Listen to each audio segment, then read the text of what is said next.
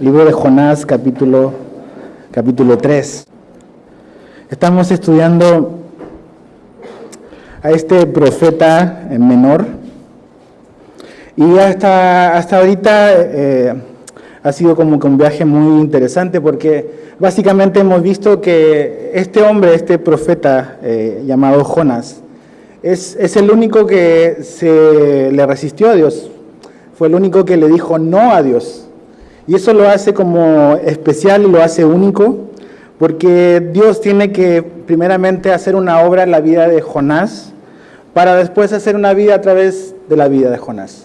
Y en el capítulo 1 vimos que básicamente la instrucción de Dios era levántate y ve, y Jonás hizo lo contrario, se levantó pero huyó de Dios. Vimos cómo Dios en el capítulo 1 lo disciplina, por decirlo de alguna manera, lo corrige. Dios levanta una tormenta y Jonás es arrojado del barco en el que iba huyendo al mar.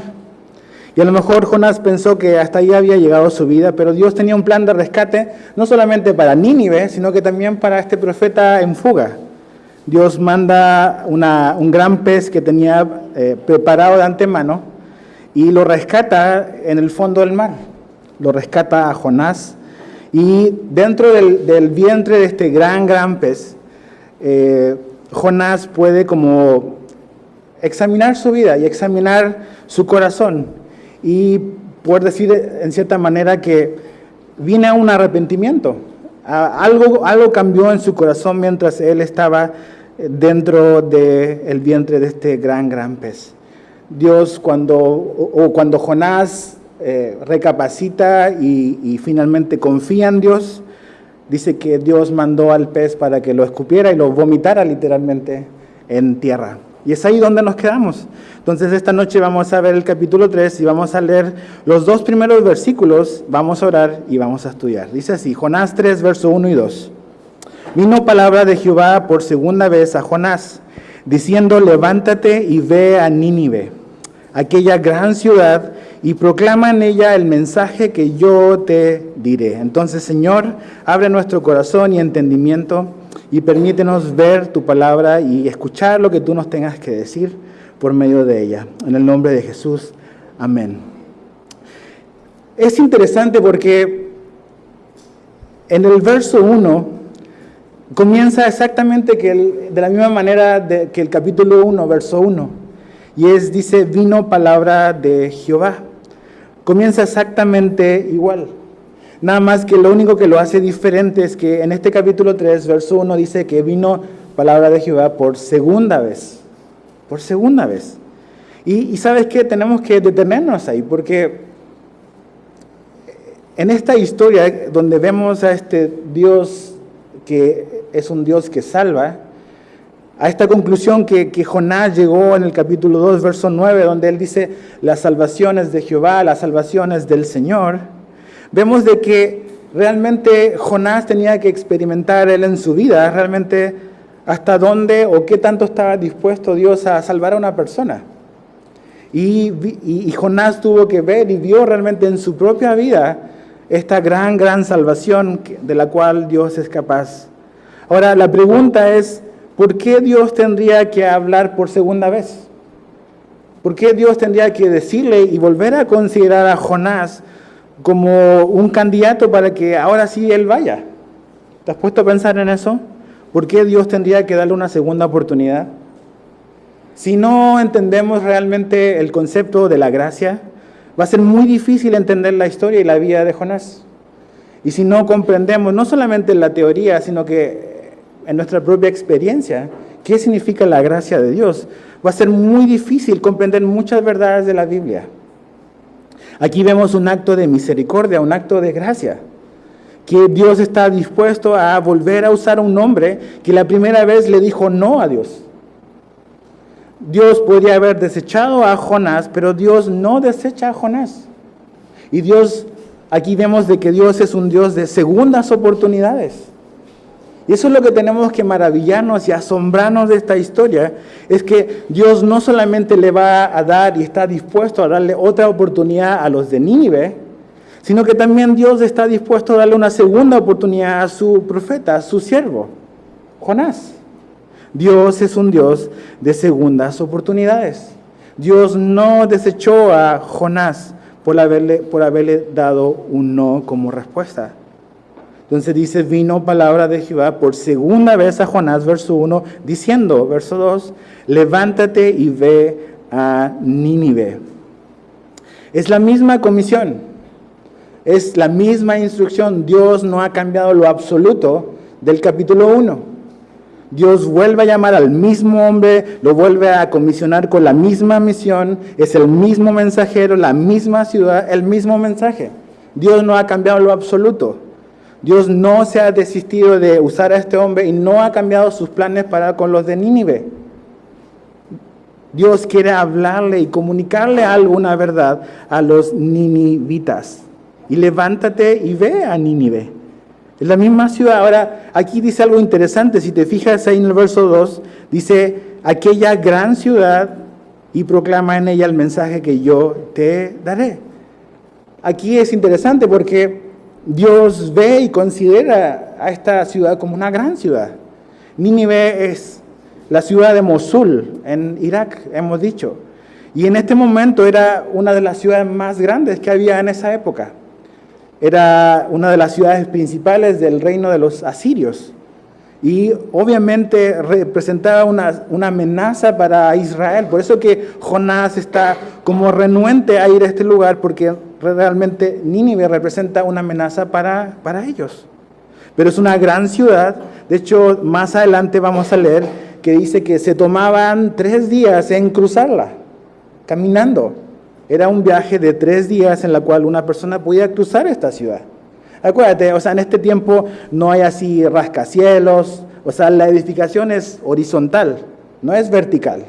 Entonces debe haber sido una ciudad muy amplia, que ocupaba mucho espacio, por lo tanto 3 días de caminar no son pocos para recorrer una ciudad.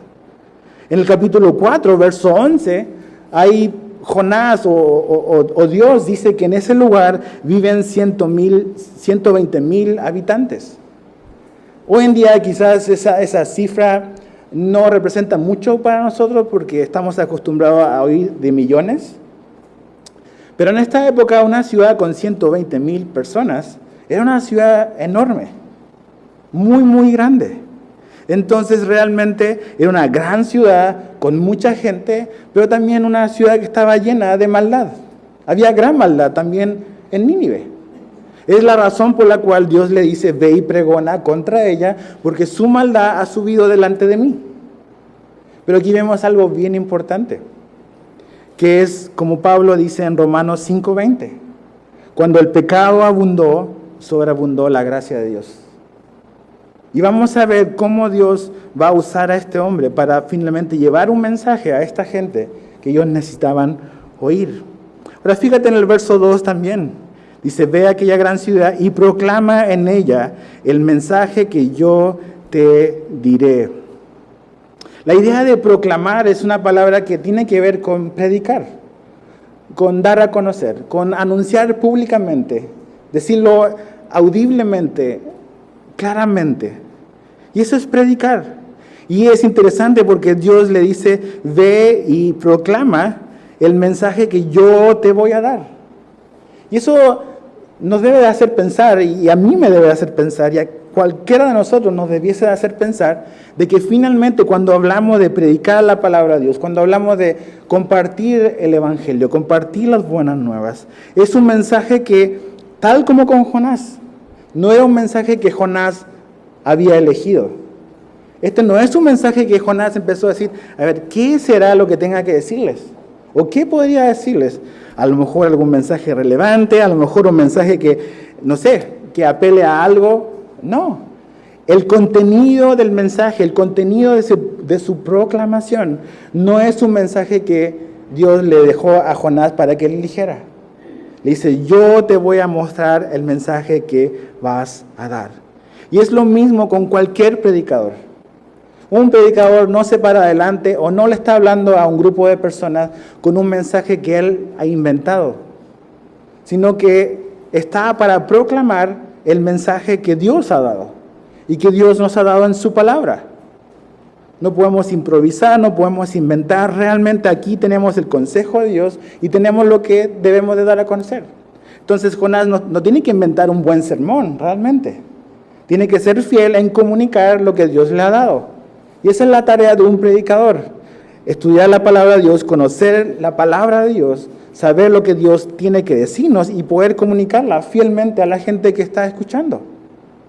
Sin alterarlo, sin modificarlo, sin diluirlo, sino que simplemente poder comunicar fielmente el contenido del mensaje. Y eso es lo que Jonás tiene que hacer. Lo segundo es que este mensaje tampoco es un mensaje que los ninivitas querían escuchar necesariamente. No es un mensaje elegido por los ninivitas. No es así como que a gusto del consumidor. Así como que como Starbucks, ¿no? Nosotros te vamos a preparar la bebida que tú quieres para que siempre estés satisfecho y siempre estés contento con tu bebida. La iglesia no es Starbucks, ¿ves? Y un predicador no es un barista que te va a dar el mensaje que tú quieres escuchar necesariamente.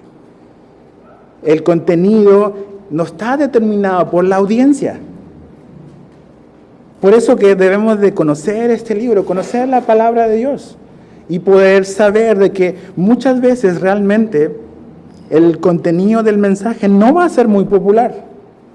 Y va a confrontar nuestra vida, va a confrontar nuestras ideas, va a confrontar nuestros estilos de vida. Pero finalmente, tal como con Jonás, Dios ha llamado a cada predicador, a cada persona que va a compartir y va a proclamar el Evangelio, a ser fiel al contenido que Dios nos ha dado. Este es un mensaje elegido por Dios. El mensaje que los ninivitas necesitaban oír era un mensaje que había sido elegido por Dios. ¿Y sabes qué? Eso es tan importante. Esta gente, esta nación, tan lejos de Israel, tan lejos del Dios de la Biblia, tan lejos del único verdadero Dios, totalmente como que ignorantes e inconscientes de su condición ante Dios. ¿Por qué Dios se molestaría en poder decirle a esa gente su estatus delante de Él? Hubiese sido, o sea, ¿para qué me meto en problemas? O sea, pues allá ellos, ¿no? Pero este Dios que no guarda silencio, ¿ves? Este Dios que se quiere comunicar con su gente o con la gente que Él creó para mostrarles la condición en la cual están, pero también para mostrarles y para mostrarnos a nosotros que hay una posibilidad de salvación. No solamente para los de Israel, sino realmente vemos esta verdad para todo el mundo, para toda nación, para toda tribu. No solamente para un grupo determinado de gente, que era lo que Jonás pensaba. Entonces, la predicación es eso. No es un mensaje a gusto del consumidor. No es como que, a ver, ¿qué te gustaría escuchar? Así como que vamos a votar, ¿quién levanta la mano? Y vamos a hacer un consenso y vamos a darte lo que tú andas buscando. Mira, acompáñame a 2 Timoteo. De hecho, lo vamos a ver este domingo. 2 Timoteo capítulo 4. Verso 1 al 4. 2 Timoteo 4. Verso 1 al 4. Fíjate lo que Pablo le encarga al joven Timoteo, ¿no? Al pastor joven este. 2 Timoteo 4, 1 al 4 dice: te encarezco delante de Dios y del Señor Jesucristo, que juzgará a los vivos y a los muertos en su manifestación y en su reino, que prediques la palabra, que instes a tiempo y fuera de tiempo, redarguye, reprende, exhorta, con toda paciencia y doctrina. ¿Por qué? Dice, porque vendrán tiempo cuando no sufrirán la sana doctrina, sino que teniendo comezón de oír, se amontonarán maestros conforme a sus propias concupiscencias y apartarán de la verdad el oído y se volverán a fábulas. Pablo estaba diciéndole a Timoteo, ¿sabes qué? A medida que nos acercamos, siempre se van a levantar estos hombres que van a darle a la gente lo que la gente quiere escuchar.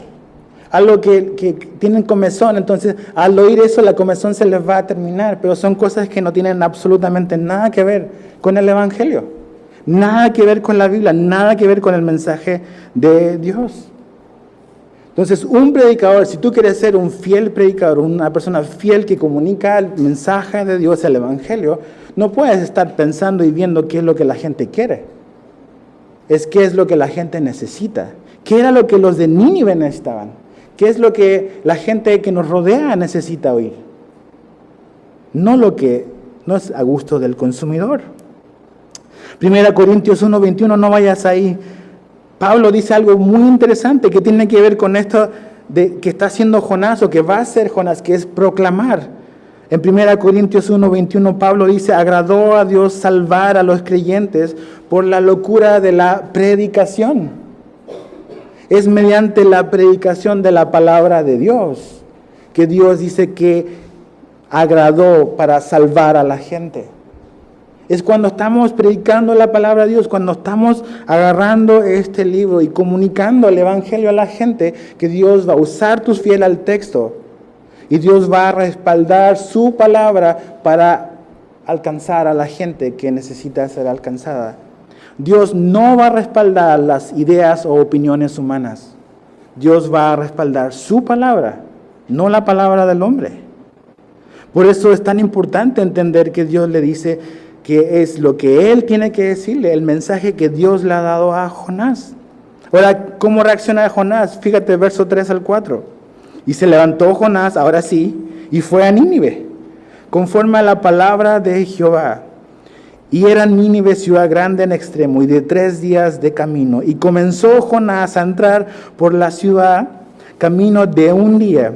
Y predicaba diciendo, de aquí a 40 días Nínive será destruida. Jonás finalmente pues obedece, ahora sí, ¿verdad? Pues ya no quiere tener un fin de semana intenso dentro del gran pez. Obedece. Jonás obedeció, ¿no? Ahora, pensaba un poco en esto, ¿no?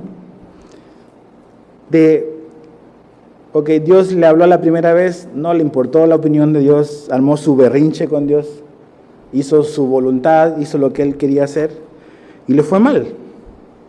Pero Dios en su gracia y en su misericordia le vuelve a hablar una segunda vez, es el mismo mensaje, exactamente lo mismo, y ahora sí Jonás obedece. Entonces, tenemos que preguntarnos, ¿cuántas veces Dios tiene que hablarnos para que nosotros comencemos a obedecer? ¿Cuántas veces Dios tiene que hablarnos para que tú y yo le obedezcamos? ¿Te has puesto a pensar un poco en eso? A veces ni es ni a la segunda que obedecemos. Y sabes que Dios tiene sus maneras a veces de lidiar con eso en nuestra vida. Dios es sumamente paciente, sumamente bueno, pero ¿sabes qué? Debemos de obedecer. ¿Por qué nos resistiríamos o por qué estaríamos luchando o peleando con Dios? ¿Por qué estamos llevando o forzando a Dios a actuar de una manera quizás más severa con nosotros, más fuerte? Es como un papá con un hijo. Los que somos hijos, los que fuimos hijos, los que a lo mejor todavía tenemos a nuestros padres o los que tenemos hijos ahora. Tú sabes de que cuando le das una instrucción a tu hijo, pues a veces no esperas obviamente una obediencia a la primera. Pero si hay una constante desobediencia, es tiempo de disciplina. ¿Ves? Y Dios nos habla de que efectivamente en Hebreos habla de que Dios también nos disciplina. Y es parte del amor de un padre. Que es una evidencia de paternidad precisamente, la disciplina de Dios. Pero finalmente, ¿por qué tendríamos que seguir resistiéndonos? ¿Cuántas veces va a ser necesario escuchar para comenzar a obedecer? Pero dice que Jonás entró, verso 4. Jonás va a entrar a la ciudad y camino de 1 día predicaba. Y eso es algo muy interesante. Jonás, el primer día que está ahí, comienza a predicar enseguida. No voy a perder tiempo. Acuérdate, o sea, Jonás viene de una experiencia, por decirlo menos, traumática, ¿no? O sea, imagínate estar 3 días dentro del vientre de un gran pez. ¿Cuántos de ustedes han estado ahí? No. Fue una situación o una experiencia que obviamente cambió su vida. Pero fue una situación también estresante para él. Y él podía haber dicho, ¿sabes qué? Me voy a recuperar, voy a ir a, no sé, a que me ayuden, necesito como desahogarme, voy a descansar y cuando esté listo, va. Necesito un tiempo para mí. Pero no, él entra a la ciudad, va a la ciudad y desde el primer día, él comienza a predicar, comienza a hablar, comienza a comunicar el mensaje. ¿Por qué? Porque en Jonás ahora hay un sentido de urgencia. Y eso es lo que a veces nos falta a nosotros. Conocemos la verdad, sabemos de lo que Dios nos salvó, sabemos lo que vino adelante, pero pensamos que todavía falta mucho tiempo. Y no tenemos ese sentido de urgencia.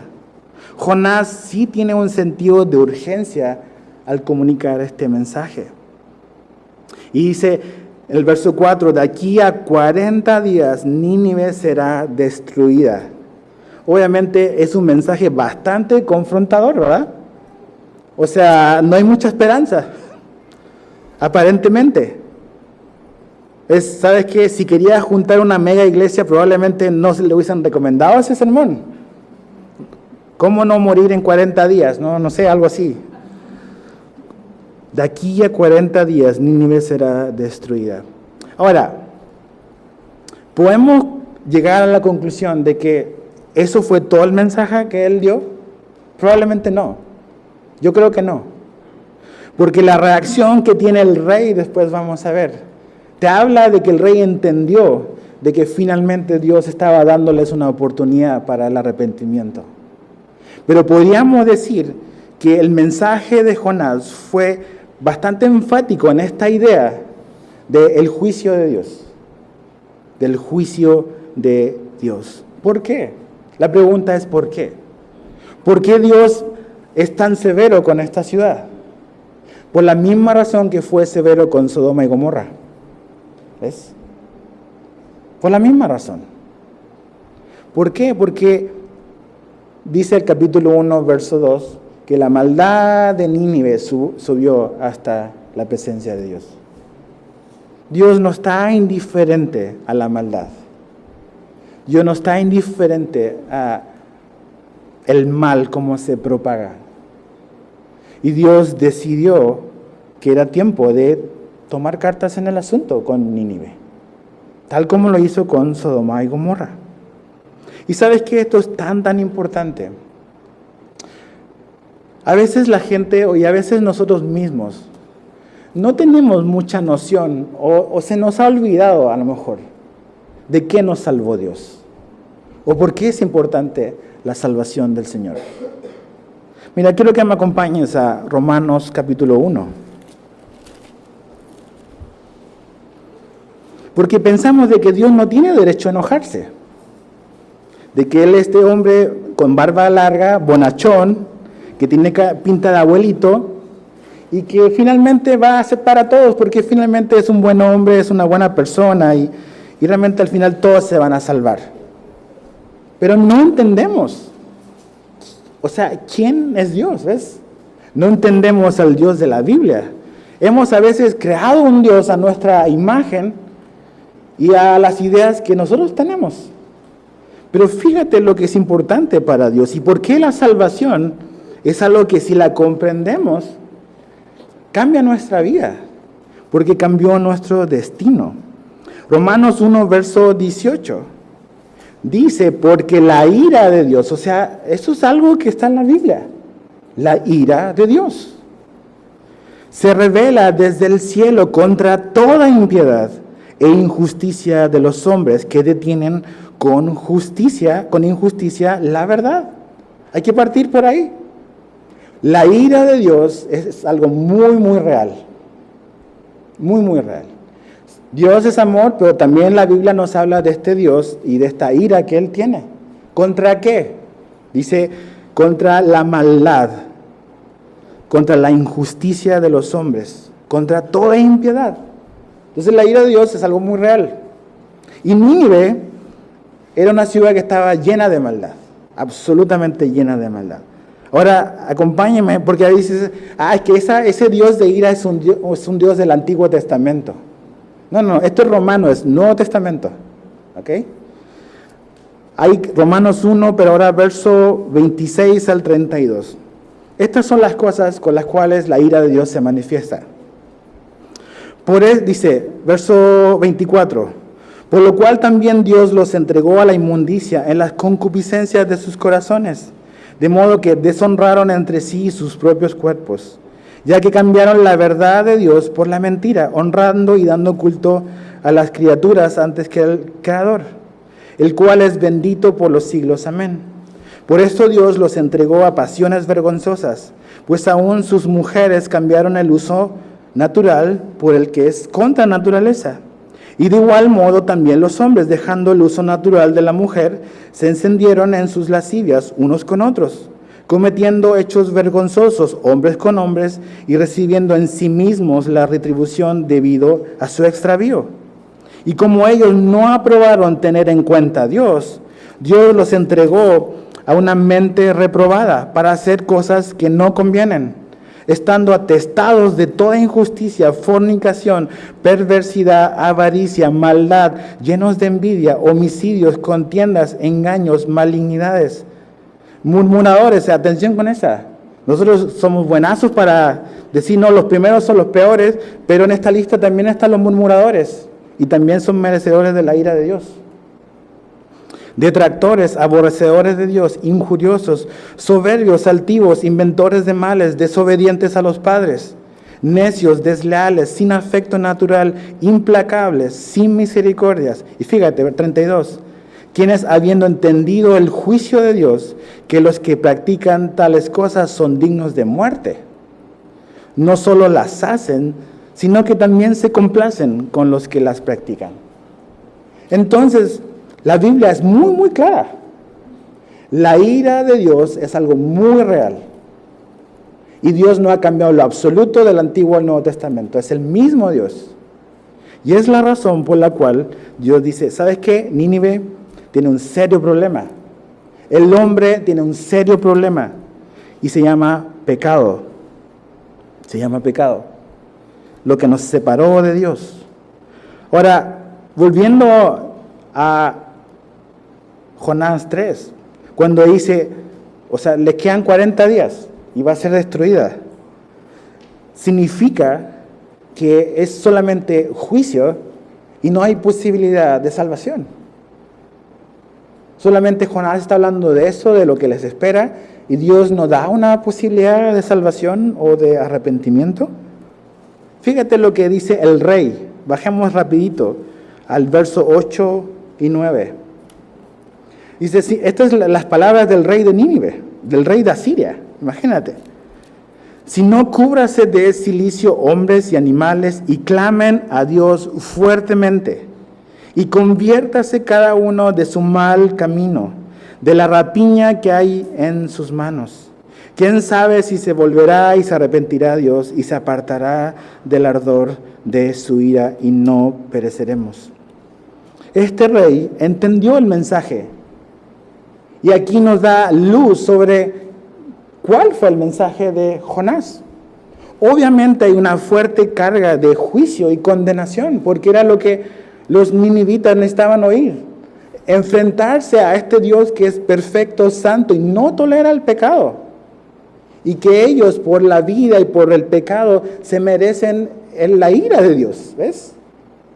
Pero el rey entendió a través del mensaje de Jonás también, de que este Dios que está justamente airado en contra de la maldad, también ofrece una posibilidad de arrepentimiento y de salvación. También. Entonces necesitamos entender eso, la reacción del rey. Y Jonás lo sabe. Jonás sabe en carne propia de que Dios cumple todas sus promesas. Que Dios sí disciplina, sí va a hacer lo que él tiene que hacer. Estuvo 3 días ahí dentro del gran pez. Y Jonás así como, ¿cómo te lo puedo explicar? O sea, si Dios dice 40 días, lo va a hacer. Porque lo hizo conmigo. Pero Jonás también sabe que Dios desea, y no solamente desea, es capaz de salvar. Dios desea y es capaz de salvar. Y Jonás puede decir: a mí Dios me salvó de lo más profundo del mar. Y por eso Jesús dice: Jonás fue una señal para los de Nínive. Porque su vida era una señal de que Dios era capaz de juzgar, pero también de salvar. De salvar. Y ese es nuestro Dios. No solamente Dios va a juzgar el pecado, pero también Dios ofrece y nos muestra un Salvador. Jesús dijo que uno mayor que Jonás estaba ahí, y era él mismo. Jesús estaba hablando de sí mismo, y es interesante porque el único profeta con el cual Jesús se compara es con Jonás, el profeta rebelde. Dice, se hubiese comparado con Isaías, pero no. Se comparó con Jonás. Ahora, Romanos 2:4 dice: o menospreciáis las riquezas de su benignidad, paciencia y longanimidad, ignorando que su benignidad te guía al arrepentimiento. Es la bondad de Dios, mi hermano. Es la bondad de Dios, su benevolencia, la que nos va a guiar al arrepentimiento.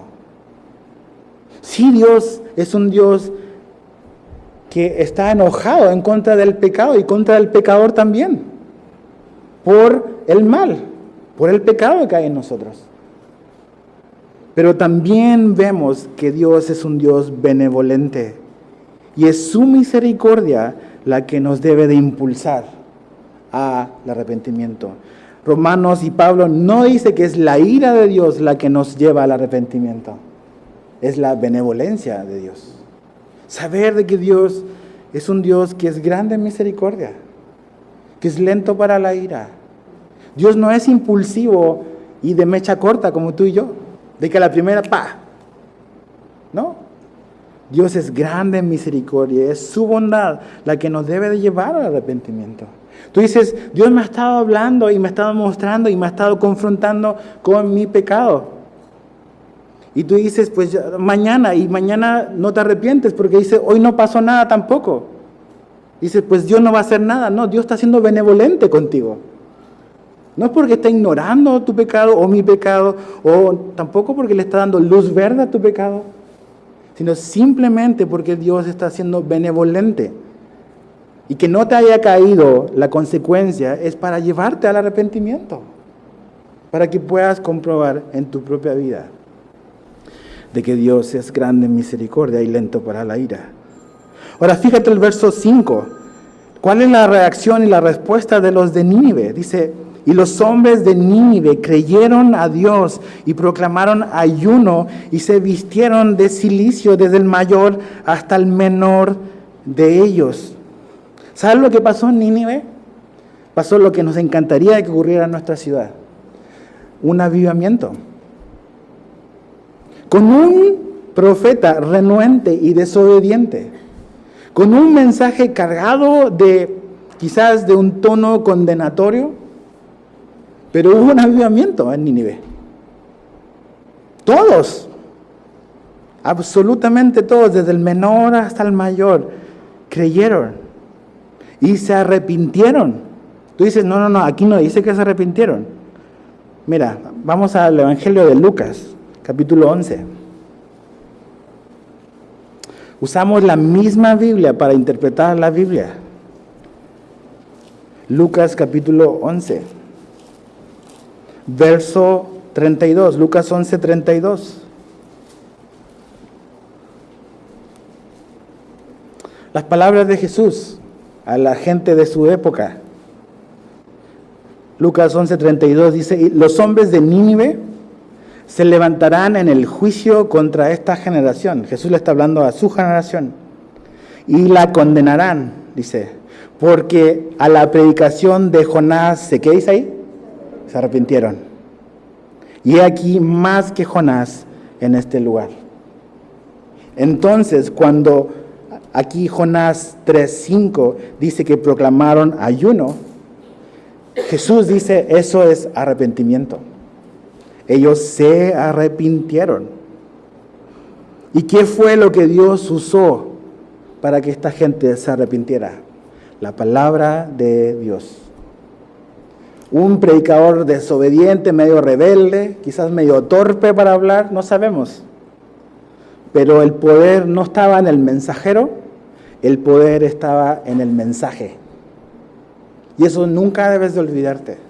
Tú puedes decir, yo no soy muy relevante, yo no soy muy hábil con mis palabras, yo no soy muy aquí, muy allá, no tengo una personalidad impresionante. No importa. No importa. Tenemos un mensaje que tiene el poder para convertir. No es tu mensaje, no es mi mensaje, no son mis ideas, no son tus ideas, es la palabra de Dios. Porque cuando damos a conocer la palabra de Dios, la voz de Dios se está escuchando. Lo que leemos, lo que enseñamos, cuando somos fieles al texto, cuando somos fieles a la palabra de Dios, estamos predicando la palabra de Dios, pero eso significa escuchar la voz de Dios. Por eso es tan importante enfocarnos en esto. No es como una buena plática o una conferencia, así como que es Dios hablando. Cuando un hombre toma seriamente la palabra de Dios, la Biblia, y la estudia y se esfuerza y se quema las pestañas y ora y confía en Dios, Dios nos va a hablar. Dios nos va a hablar. Dios va a tocar los corazones. Salmo 19, 7 al 8 dice, la ley de Jehová es perfecta, que convierte el alma. El testimonio de Jehová es fiel, que hace sabio al sencillo. Los mandamientos de Jehová son rectos, que alegran el corazón. El precepto de Jehová es puro, que alumbra los ojos. Pero ¿qué dice ahí? ¿Qué es lo que convierte el alma? La ley del Señor. La palabra de Dios convierte al alma. No es mi idea, no son mis palabras persuasivas, es la palabra de Dios. Y Dios usó a este predicador renuente, que quizás no sabemos cómo hablaba, pero lo que tocó el corazón, lo que convirtió a esta gente, era el mensaje que ellos escucharon. Y algo muy importante, dice que estos ninivitas proclamaron ayuno y se vistieron de cilicio, se ponían estas ropas que eran como ásperas, que era una manera pública de mostrar arrepentimiento. Esa era la manera en que ellos lo hacían. Eso quiere decir de que el arrepentimiento del corazón se pudo ver externamente, por decirlo de alguna manera. Y siempre que hay arrepentimiento genuino, es algo que los demás también pueden ver. El arrepentimiento verdadero cambia las cosas que hacemos. ¿Ves? Yo puedo decir, estoy arrepentido de lo que hice, pero si mi vida no cambia, y si mi dirección no cambia de rumbo, no hay un arrepentimiento genuino. Los de Nínive demostraron de que genuinamente se habían arrepentido. Versos 6 al 9. Allí vemos la reacción de este rey. Dice, y llegó la noticia hasta el rey de Nínive, y se levantó de su silla, se despojó de su vestido, y se cubrió de cilicio, y se sentó sobre ceniza. Esa es la cultura, la tradición para mostrar un arrepentimiento. E hizo proclamar y anunciar en Nínive, por mandato del rey y de sus grandes, diciendo, hombres y animales, no solamente, chécate, no solamente hombres, animales, bueyes, ovejas, no gusten cosa alguna, o sea, todo es ayuno, hasta los animales no van a comer. Dice, no gusten de cosa alguna, no se les dé alimento, ni beban agua, sino cúbranse de cilicio hombres y animales, y clamen a Dios fuertemente, y conviértase cada uno de su mal camino, de la rapiña que hay en sus manos. ¿Quién sabe si se volverá y se arrepentirá Dios y se apartará del ardor de su ira, lo que hablamos, y no pereceremos? Es interesante porque aquí vemos estas palabras de este rey. Y dice que la noticia llegó hasta el rey. No se nos menciona de que Jonás fue a hablarle al rey, o que el mensaje que el rey escuchó fue directamente de la boca de Jonás. Pero pensaba un poco en esto. Por decirlo de alguna manera, la salvación de este rey vino de lo que la gente estaba hablando en las calles de Nínive. Nosotros pensamos muchas veces que la salvación de un país va a venir del que está en autoridad. Y pensamos de que este país va a cambiar el día domingo que viene, ¿verdad? Aquí nos muestra algo totalmente opuesto. La salvación de Nínive vino por la conversión de los ninivitas. ¿Ves? No porque el rey cambió. Sí, el rey cambió. Pero lo que la gente estaba hablando en las calles de Nínive llegó también a los oídos del rey. ¿Ves? Jonás le habló a la multitud, le habló a uno, ese uno le habló a otro, ese otro a otro y ese otro le habló al rey. Tú a lo mejor nunca le vas a hablar a Peña Nieto. Y dices, no, pues no me interesa hablarle tampoco. A lo mejor nunca le vas a hablar al siguiente presidente de México. Pero a lo mejor alguien al que tú le hablaste, a lo mejor sí. Y tú no sabes. Y yo no sé. ¿Ves? Piensa un poco en eso. Esta ciudad cambió por un mensaje de juicio y un mensaje que provee de una salvación. ¿Qué es lo que va a cambiar a nuestro país? Muchos piensan que lo que tú pongas en el papel el domingo. ¿Piensas que realmente tu papel tiene el poder para cambiar una nación? ¿No será que Dios primero quiere cambiarnos a nosotros? Y que nosotros seamos una influencia en nuestras calles, y que a lo mejor con lo que los cristianos hablamos y vivimos y hacemos pueda llegar a oídos de nuestras autoridades y puedan ver en la gente que esas personas viven diferente. Sí, no son perfectos, pero tienen algo diferente. Piénsalo, piensa el domingo cuando tengas el papel delante. Sí, tenemos que votar, pero creo que estamos equivocados si pensamos que nuestro país va a cambiar simplemente por una X en un papelito.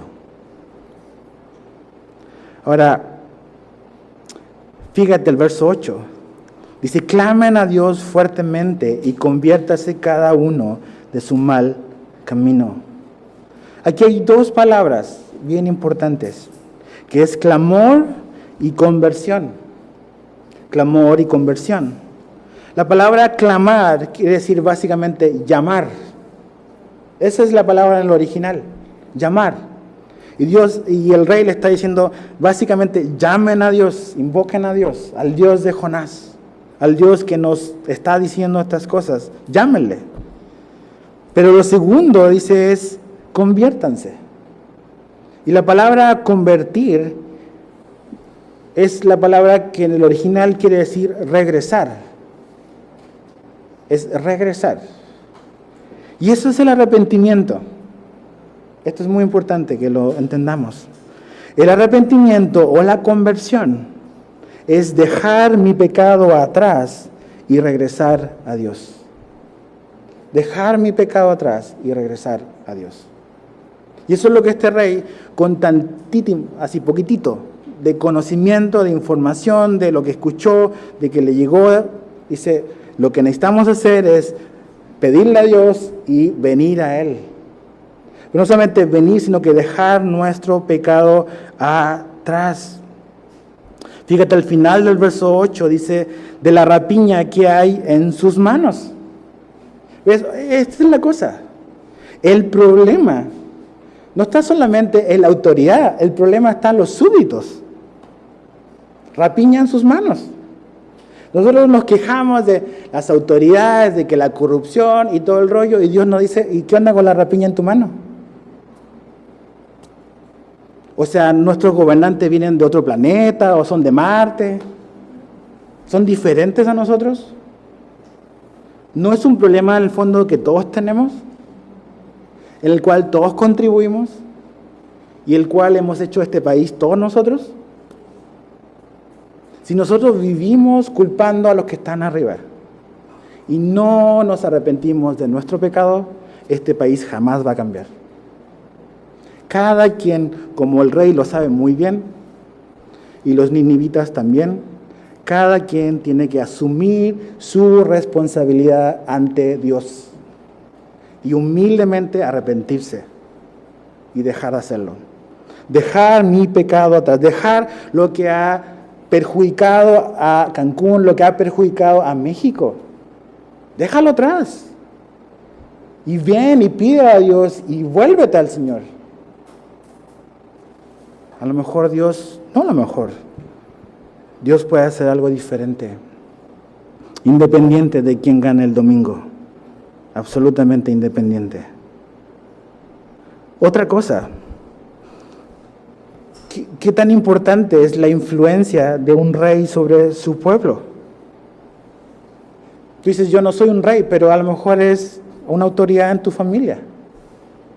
Y cómo tú, con tu ejemplo, con tu arrepentimiento personal, con tu corazón de reconocer tus propias fallas también, las mías, ¿no?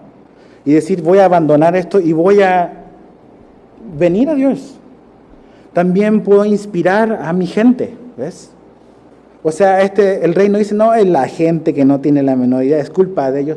No, él toma la responsabilidad de lo que está pasando en su propia vida. Y reconoce que es un problema de él, pero también es un problema de todos. Y que el arrepentimiento es algo que compete a todo el reino, a toda la ciudad. ¿Ves? Y este no es cualquier hombre, es el rey de Asiria, que estaba en Nínive. Ahora, dice, ¿quién sabe si se volverá y se arrepentirá Dios? Y se apartará del ardor de su ira y no pereceremos. Y esto es algo tan importante. Sí, la ira de Dios es algo muy, muy real. Pero también la posibilidad de salvación es muy real. Ahora, algo que tenemos que tener presente es que el arrepentimiento no es una buena obra que yo hago para ganarme el perdón de Dios. O sea, el arrepentimiento no es una buena obra que obliga a Dios a perdonarme. No es así como que aprieto acá, entonces está obligado Dios a apretar acá. El arrepentimiento y el perdón no es así. Porque eso haría del arrepentimiento una buena obra. Y ninguno de nosotros es salvo por nuestras buenas obras. Entonces, el arrepentimiento no hace a Dios obligarlo a que nos perdone. ¿Sí se entiende? Porque uno dice que yo me arrepentí, entonces Dios está obligado a perdonarme. Pues no. Pero Él sí nos perdona, porque el arrepentimiento realmente tiene que ver con la bondad que hay en Él. Y tiene que ver con la gracia que Él nos da.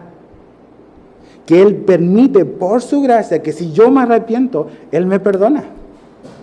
No porque lo merezca, no porque Él está obligado, sino porque Él es un Dios grande en misericordia y lento para la ira. Hasta el perdón es un acto de gracia, es un acto de gracia. Hasta el arrepentimiento que nosotros decimos y que contribuimos en esto y participamos. Y Dios sí espera que nos arrepintamos. También eso es un acto de gracia de Dios. Verso 10 dice, y vio Dios que lo que hicieron, y se convirtieron de su mal camino, y se arrepintió del mal que había dicho que les haría.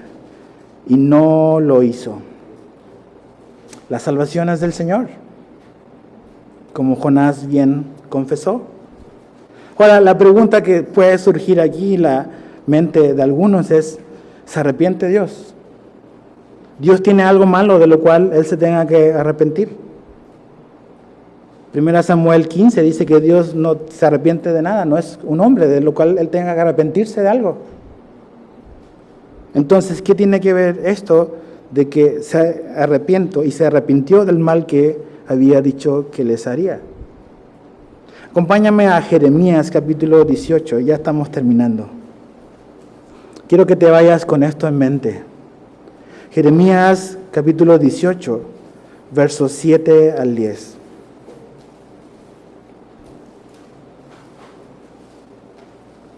Jeremías 18, 7 al 10.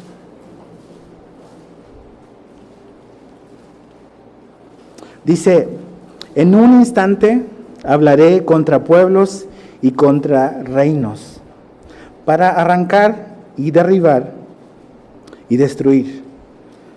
Pero si esos pueblos se convirtieren de su maldad, contra la cual hablé, yo me arrepentiré del mal que había pensado hacerles. Y en un instante hablaré de la gente y del reino para edificar y para plantar. Pero si hiciere lo malo delante de mis ojos, no oyendo mi voz, me arrepentiré del bien que había determinado hacerles. Dios no ha cambiado su postura respecto al mal, ¿ves? En cuanto al pecado. Dios finalmente va a juzgar y va a condenar el pecado.